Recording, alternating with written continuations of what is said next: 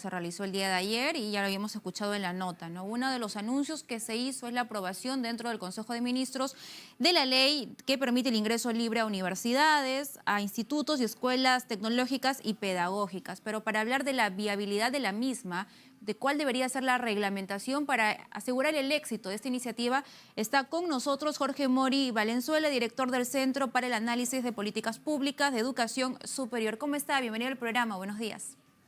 Muy buenos días. Bien, bueno, ya hemos escuchado lo que han señalado los ministros tras este consejo, haciendo prácticamente un resumen, ¿no?, de lo aprobado, sobre todo con respecto a esta ley que permite el ingreso libre a las universidades, institutos y escuelas tecnológicas y pedagógicas.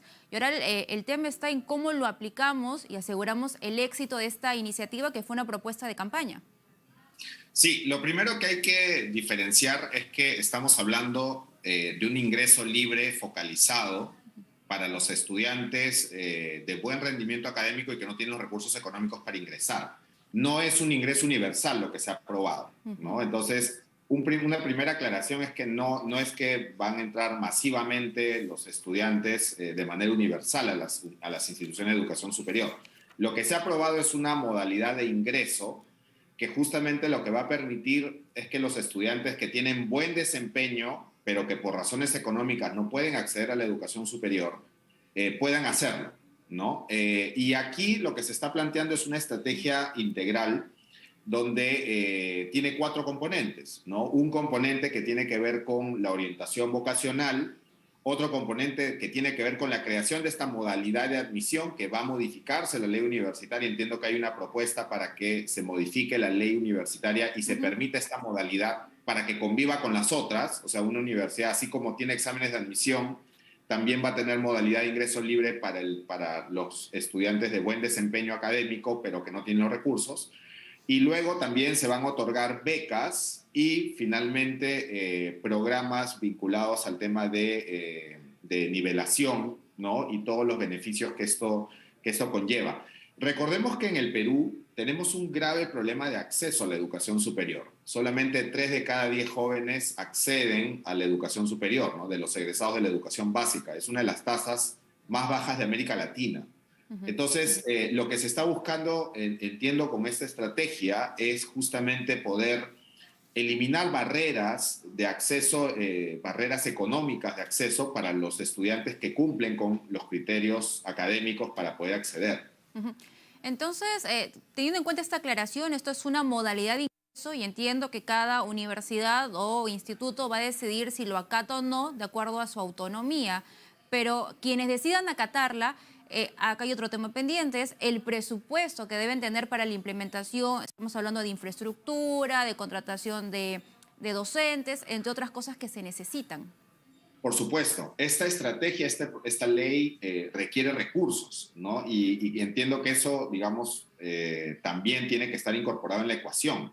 Hay universidades e institutos que sí en este momento tienen la capacidad de absorber más estudiantes, porque en los últimos años, debido a todo el proceso de reforma y al proceso de licenciamiento, hay universidades que han inaugurado ciudades universitarias, nuevos equipamientos. Entonces sí ha habido un crecimiento de la capacidad de las universidades para absorber en algunas regiones. En otras tenemos situaciones de universidades públicas que están desbordadas, ¿no? Entonces, pero creo que tú lo has señalado, un tema muy importante. Vamos a mirar la implementación y vamos a mirar cuántos recursos finalmente se le brinda a esta estrategia, porque las universidades y los institutos tienen definitivamente, en muchos casos, necesidades para ampliar su número de vacantes. Y me quisiera también anotar algo importante. Esta es una estrategia que incluye a universidades e institutos. Y eso es muy importante porque los institutos en los últimos años no han estado en la agenda pública como lo han estado las universidades. Y en ese sentido, recordemos que en el Perú se necesitan más técnicos que egresados de universidades. Y es muy importante que los institutos hayan sido incorporados en esta estrategia, porque el Ministerio de Educación hace más de 2 años tiene cerrada la ventanilla para la creación y el licenciamiento de nuevos programas y de nuevos institutos.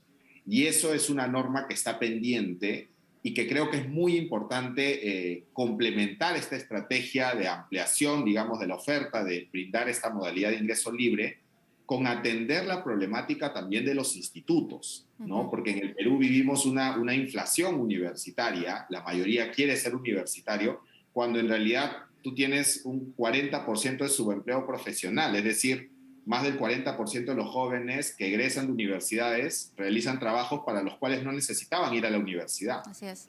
Probablemente con un instituto de buena calidad no hubieran perdido tanto tiempo, tanto dinero y estarían haciendo el mismo o un mejor trabajo. Entonces, me parece importante el enfoque que se le ha dado a la estrategia donde se ha incorporado a los institutos y esperemos que esto también sea una razón por la cual el ministerio atienda la problemática de los institutos tecnológicos que, como te digo, en los últimos años se ha dejado de lado y hemos centralizado el debate público incluso en el tema universitario, ¿no? Y acá hay otro tema también importante, ¿no? Que todo es una especie de cadena. También es importante reforzar el tema de la educación a nivel primaria y secundaria, porque muchas veces los jóvenes que terminan la secundaria tienen que pasar por una academia preuniversitaria. Incluso las propias universidades públicas tienen sus propias academias preuniversitarias para poder formar y reforzar a los chicos para que puedan postular a la universidad. Entonces, también teniendo en cuenta de que esta iniciativa tiene que ver con el alto rendimiento de los estudiantes. Y has tocado un punto bien importante. Los centros preuniversitarios, al menos en las universidades públicas, muchas veces son una barrera de acceso para los buenos estudiantes, pero que no tienen los recursos para pagar la pre. Entonces, justamente una estrategia de ingreso libre lo que te permite es corregir esas barreras de acceso a la educación superior, barreras que por lo general son económicas, ¿no? Entonces, si tú eres un buen estudiante de una educación básica, pero no tienes los recursos económicos para ingresar, lo que está buscando esta estrategia es darle una modalidad para que la universidad o el instituto público puedan darle una vacante. En realidad, muchas universidades privadas ya lo hacen hace muchos años, esta modalidad, ¿no? Le dan a los primeros puestos o a los mejores alumnos de ciertos colegios la posibilidad de que ingresen directamente a las universidades. Entonces, hace décadas lo hace la universidad privada y ahora lo que está haciendo el Estado es diciendo lo vamos a hacer también en instituciones de educación superior públicas.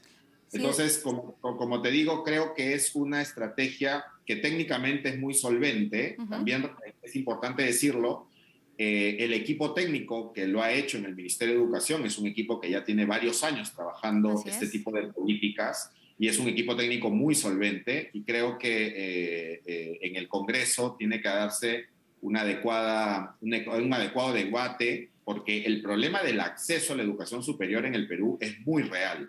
Claro que sí, no, sin duda es un tema que requiere análisis, prontitud también, pero sobre todo esperemos la reglamentación, ¿no? Para ver cómo es que esto se aplica. Muchísimas gracias, sin duda hablaremos en otra oportunidad largo y extenso de ese tema que sin duda es interesante. Ha sido con nosotros Jorge Mori, director del Centro para el Análisis de Políticas Públicas de Educación Superior. Inmediatamente nos vamos al Congreso.